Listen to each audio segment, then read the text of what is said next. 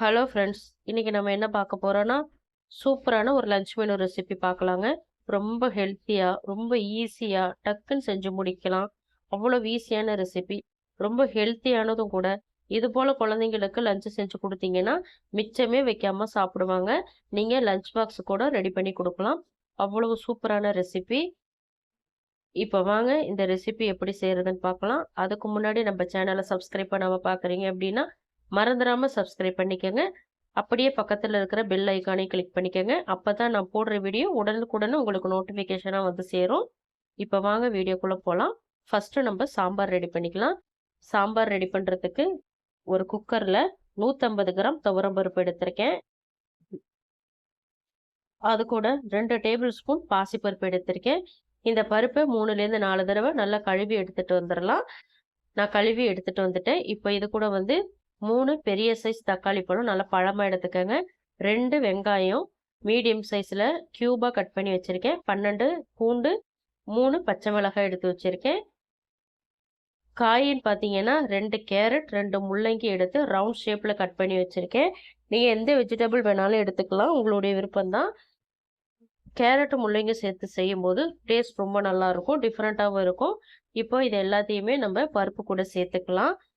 இது கூட நீங்கள் முருங்கைக்காய், கத்திரிக்காய் சேர்த்து செஞ்சாலும் சூப்பராக தான் இருக்கும். இப்போ எல்லாத்தையுமே சேர்த்ததுக்கப்புறம் ஒரு 1/2 டீஸ்பூன் அளவுக்கு மஞ்சள் தூள் சேர்த்துக்கோங்க.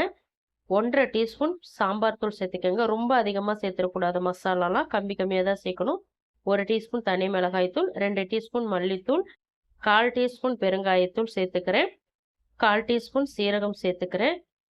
நான் எந்த கப்பால் பருப்பு அளந்தனோ அதே கப்பால் 5 கப் அளவுக்கு தண்ணி சேர்த்துக்கிறேன். அதே போல் நீங்களும் எந்த கப்பில் பருப்பு எடுக்கிறீங்களோ அதே கப்பால் தண்ணி அளந்துக்கங்க.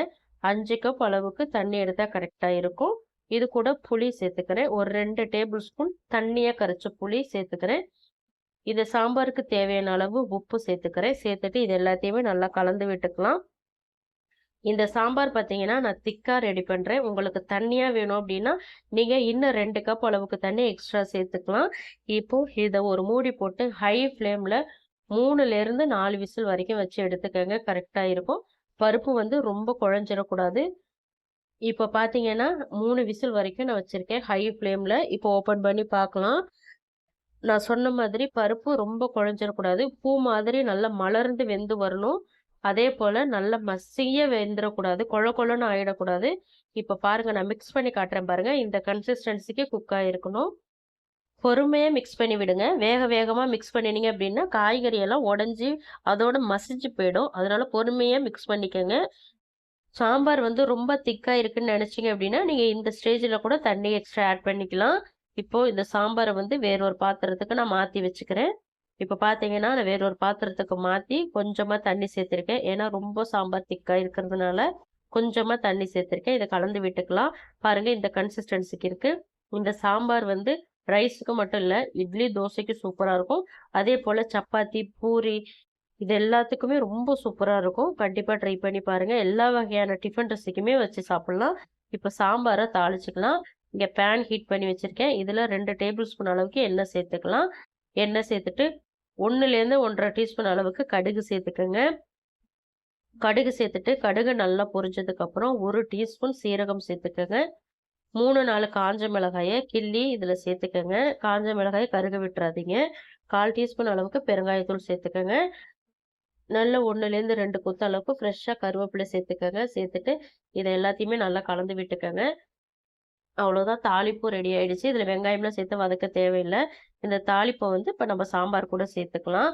நீங்கள் வெங்காயம் வதக்கணும்னு நினச்சிங்கன்னா சாம்பார் வெங்காயம் இருந்துச்சு அப்படின்னா ஒரு 10 வெங்காயத்தை இதோ கூட வதக்கி சாம்பாரில் சேர்த்துக்கோங்க. டேஸ்ட் அட்டகாசமாக இருக்கும். இதை சேர்த்ததுக்கப்புறம் லைட்டாக நம்ம கலந்து விட்டுக்கலாம். பெருங்காயத்தூள் இவ்வளோ சேர்க்குறீங்களே, ஸ்மெல் வராதான்னு கேட்டால் நிச்சயமாக வராது. ஃப்ளேவர் ரொம்ப சூப்பராக இருக்கும். நீங்கள் ஒரே டைமில் பெருங்காயத்தூள் சேர்த்திங்க அப்படின்னா அது பெருங்காயத்தோட ஃப்ளேவர் வந்து அதிகப்படுத்தி கொடுக்கும். நீங்கள் தனித்தனியாக சேர்க்கும்போது பெருங்காயத்தோட ஃப்ளேவர் அந்த அளவுக்கு அதிகமாக இருக்காது. அதனால் நீங்கள் இதே போல் சேருங்க, கரெக்டாக இருக்கும். இப்போ பொடியான இருக்குன்னா கொத்தமல்லி இலை சேர்த்துக்கலாம்.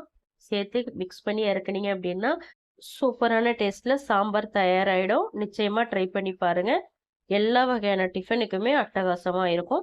இத லஞ்சுக்கு ரெடி பண்ணினீங்க அப்படின்னா, நீங்க நைட்டு டின்னருக்கு கூட வச்சு யூஸ் பண்ணிக்கலாம். காலையில டிஃபனுக்கு வச்சீங்க அப்படின்னா, லஞ்ச்சு, டின்னர் 3க்குமே இத யூஸ் பண்ணிக்கலாம். நிச்சயமா ட்ரை பண்ணி பாருங்க. இப்போ நம்ம வந்து பொரியல் ரெசிபி எப்படி செய்றதுன்னு பார்க்கலாம். இங்க வந்து 150 கிராம் கருப்பு கொண்டைக்கடலை எடுத்து நைட்டு ஃபுல்லா நான் ஊற வச்சு வச்சிருக்கேன். 8லேருந்து 10 மணி நேரம் நீங்க ஊற வச்சுக்கங்க. கரெக்ட்டா இருக்கும். ஊற வச்ச கடலைய வந்து இப்படி கைகளால நசுக்கி பார்த்தீங்க அப்படின்னா, தோல் தனியா உறிஞ்சு வரும். அப்படி உறிஞ்சு வந்துச்சுன்னா கரெக்ட்டா ஊறியிருக்குன்னு அர்த்தம். இப்ப இந்த கொண்டைக்கடலைய குக்கருக்கு மாத்திக்கலாம். தண்ணிய வேஸ்ட் பண்ணிடாதீங்க. தண்ணியோடவே சேர்த்து இந்த வேக வச்சுக்கங்க. இப்போ ஒரு 1/2 டீஸ்பூன் அளவுக்கு உப்பு சேர்த்துக்கிறேன். உப்பு சேர்த்துட்டு மூடி போட்டு 6லேருந்து 7 விசில் ஹை ஃப்ளேம்ல வச்சு வேக வச்சுக்கங்க. கரெக்ட்டா இருக்கும். இப்ப பார்த்தீங்கன்னா, நான் 7 விசில் வரைக்கும் வச்சு வேக வச்சிருக்கேன். ஓப்பன் பண்ணி காட்டுறேன் பாருங்க. பருப்பு எடுத்து இப்படி நசுக்கி பார்த்தீங்க அப்படின்னா, இப்படி ஸ்மூத்தா மசிஞ்சு வரணும். நல்ல சாஃப்ட்டா இருக்கும். இப்படி மசிக்கும்போது அந்த அளவுக்கு நீங்க குக் பண்ணிக்கணும். இப்போ சூப்பரா குக் ஆயிடுச்சு. இது இப்போ ஓரத்துல இருக்கட்டும். நம்ம வந்து தாளிச்சுக்கலாம். தண்ணி பார்த்தீங்கன்னா, ஒரு 1 ஸ்பூன், 2 ஸ்பூன் அளவுக்கு தண்ணி இருக்கு. இந்த தண்ணி அப்படியே இருக்கட்டும். நம்ம சேர்த்தே நம்ம குக் பண்ணிக்கலாம். தண்ணிய வேஸ்ட் பண்ண வேண்டாம். இப்போ அதே பேன் தான் வச்சிருக்கேன். வச்சு ஒரு 2 டேபிள் ஸ்பூன் எண்ணெய் சேர்த்துருக்கேன்.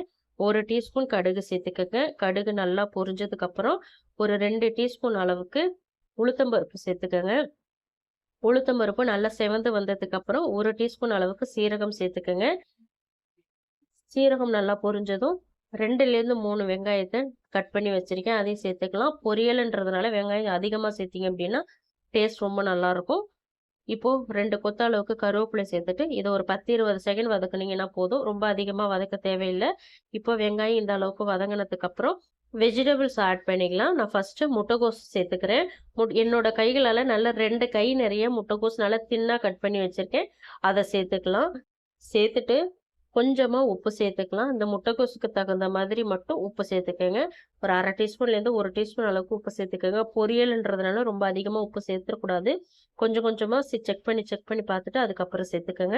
உப்பு சேர்த்துட்டு இது ஒரு 10, 20 செகண்டுக்கு நல்லா ஹை ஃப்ளேம்ல வச்சு மிக்ஸ் பண்ணி விடுங்க.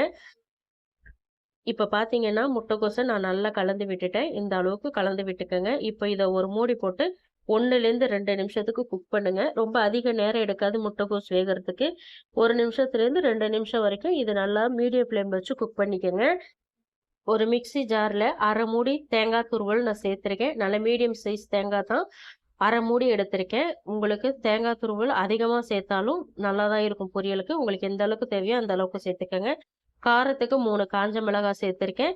கொஞ்சமா கொத்தமல்லி இலை சேர்த்துருக்கேன். சேர்த்துட்டு இத தண்ணி எதுவுமே சேர்க்காம நல்லா கோர்ஸா அரைச்சு எடுத்துட்டு வந்துருங்க. அந்த கொத்தமல்லி இலை, பச்சை மிளகாய் எல்லாமே நல்லா கொரகொரப்பா அரைஞ்சு வரணும். இப்ப பார்த்தீங்கன்னா, இந்த அளவுக்கு அரைச்சுக்கணும். நல்லா கொரகொரப்பா அரைச்சுக்கணும். தண்ணி எதுவுமே சேர்க்கக்கூடாது. இது இப்போ ஓரத்துல இருக்கட்டும். நம்ம லாஸ்ட்டா இத சேர்த்துக்கலாம். இப்போ நம்ம முட்டைகோஸ் வெந்துருச்சான்னு செக் பண்ணிக்கலாம். முட்டைகோஸ் நல்லா பெர்ஃபெக்ட்டா வெந்திருக்கு. நான் கரெக்ட்டா 1 1/2 நிமிஷம் வச்சிருந்தேன். முட்டைகோஸ் சூப்பரா வெந்திருக்கு. இந்த ஸ்டேஜ்ல இப்ப நம்ம நல்லா கலந்து விட்டுக்கலாம். முட்டைகோஸ் வந்து கலர் மாறிடாம பார்த்துக்கங்க. கலர் மாறிடுச்சு அப்படின்னா டேஸ்ட் நல்லா இருக்காது. அதனால முடிஞ்ச அளவுக்கு லோ ஃப்ளேம்ல வச்சு குக் பண்ணிக்கங்க. இப்ப நல்லா கலந்து விட்டதுக்கப்புறம் வேக வச்ச கொண்டைக்கடலையும் சேர்த்துக்கங்க. தண்ணி இருந்துச்சு பார்த்தீங்களா எக்ஸஸா அதோடயே சேர்த்துக்கங்க.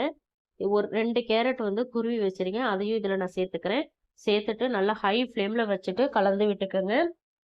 ரொம்ப நேரம் கலந்து விட தேவையில்ல. அந்த வெஜிடபிள்ஸ் சுண்டல் எல்லாமே ஈவனா மிக்ஸ் ஆகி வரணும். அதனால கலந்து விட்டுக்கங்க. இப்போ எல்லாமே ஈவனா மிக்ஸ் ஆயிடுச்சு.